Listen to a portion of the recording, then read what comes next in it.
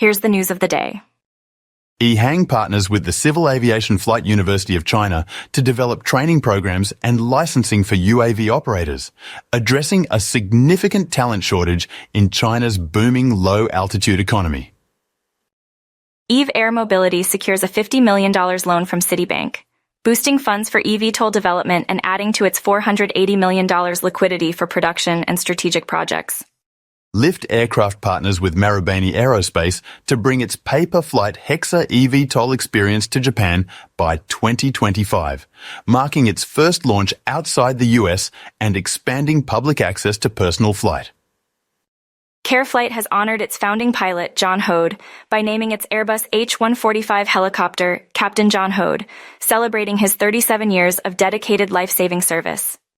The US awarded Sikorsky a contract for 35 UH-60M Black Hawk helicopters for Greece, enhancing its defense capabilities and NATO interoperability. Avfoil expands sustainable aviation fuel access across the southeastern US, aiming to reduce emissions with Valero's supply, starting in Florida. Phillips 66 will begin large-scale sustainable aviation fuel production in early 2025 at its Rodeo refinery, aligning with the Inflation Reduction Act's tax incentives. Vast Renewables and GGS Energy are partnering to develop Project Bravo, using concentrated solar power to produce green methanol and sustainable aviation fuel in the U.S. Southwest. Finnair commits to a 34.5% carbon emissions reduction by 2033, focusing on sustainable aviation fuels amid SAF availability and cost challenges.